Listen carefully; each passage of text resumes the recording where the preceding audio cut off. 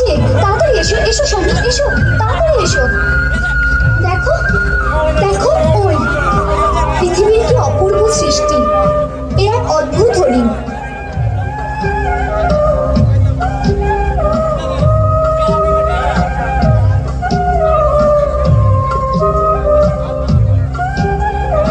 এমন বিচিত্র মৃগ কখনো দেখেছো? শিং দুটো দেখো, মনে হয় যেন সোনার তৈরি, ওর চর্ম যেন সোনালি। সত্যি অপূর্ব, লক্ষণ। দেখেছো লক্ষণ? দেখেছি দাদা। স্বামী, যেভাবেই হোক ওকে ধরে আনো না। ওহো, কি মন ভোলানো হরিণ। ধরবো? কি করবে কল্যাণী? ওকে অযোধ্যায় নিয়ে যাও, দেখে সবাই অবাক হয়ে যাবে।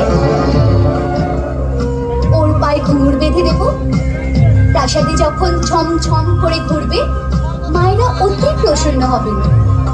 নয়তো বনবাসী স্মৃতিস্বরূপ ভরত ভাইকে উপহার দেব। যাও না, তাড়াতাড়ি ধরে আনো না। লক্ষণ, তোমার বৌদির ইচ্ছে পূর্ণ করতেই হবে। সত্যি হরিণটা বড়ই সুন্দর, ও সুন্দর রূপীয় শত্রু। দাদা, ওর প্রতি বৌদির মায়া আমাদের না কোনো সংকটে ফেলে দেয়। আমার তো এই স্বর্ণমৃগ মায়াজাল মনে হচ্ছে, কিন্তু এটা কোনো রাক্ষসের মায়া বলে মনে হচ্ছে। মনে আছে দাদা, একবার গন্ধব বনে কিছু রাক্ষস এরকম মৃগরূপে এসেছিল?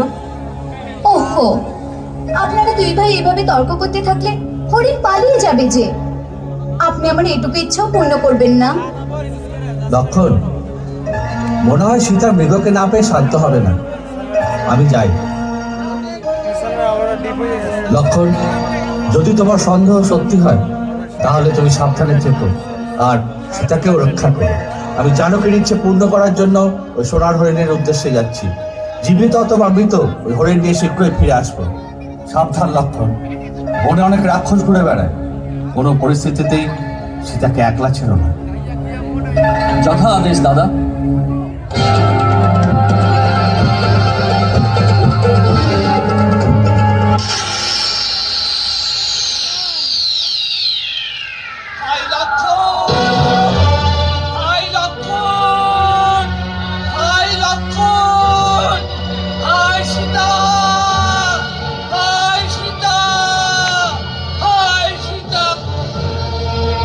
লক্ষণ, লক্ষণ, লক্ষণ, শুনতে পাচ্ছ?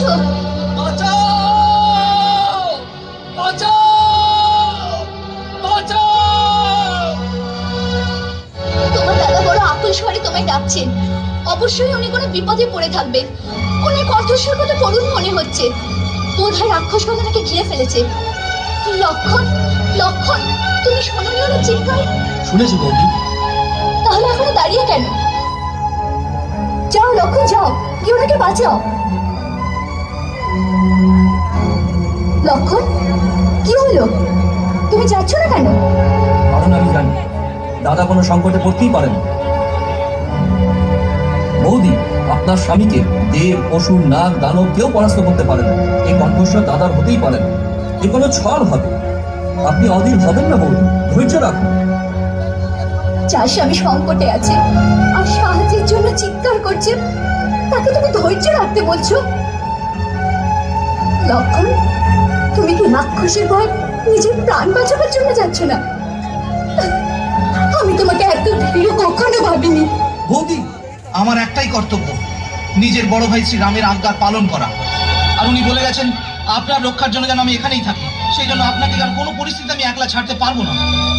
আমার রক্ষা, যার জন্য সমস্ত সুখ আল্লাহ ত্যাগ করে বনে থাকতে এসেছি, যাকে ছেড়ে এক পলও বেঁচে থাকতে পারি না, তিনি যখন আজকে সংকটে পড়েছেন তখন আমায় রক্ষা করে কি লাভ?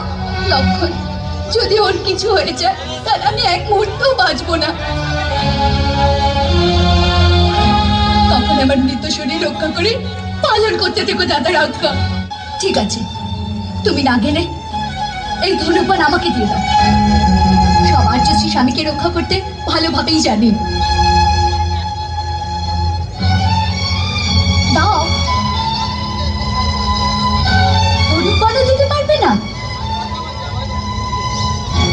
আছে, আমি এমনি যাচ্ছি, তুমি এখানেই থাকো। বৌঠান, আমায় এতটা বিবশ করবেন না। কথা না বলে কর্ম করো, কর্ম।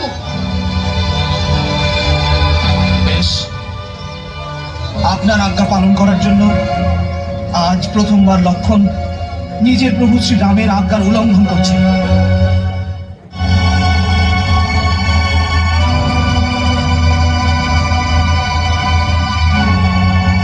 মাতা, গুরুর দেওয়া মন্ত্র শক্তি থেকে আমি এক অদৃশ্য প্রাচীর নির্মাণ করেছি। যে এই লক্ষণ রেখা পার করে ভেতরে আসার দুঃসাহস দেখাবে, সে জ্বলে ভস্ম হয়ে যাবে। সেই জন্য মাতা, আপনাকে আমার মিনতি, যে কোনো পরিস্থিতিতে প্রভু রামের আসা পর্যন্ত নিজের পায়ে রেখার বাইরে রাখবেন না।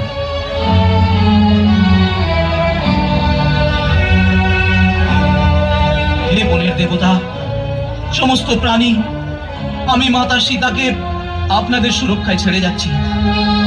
ওনাকে রক্ষা করবেন।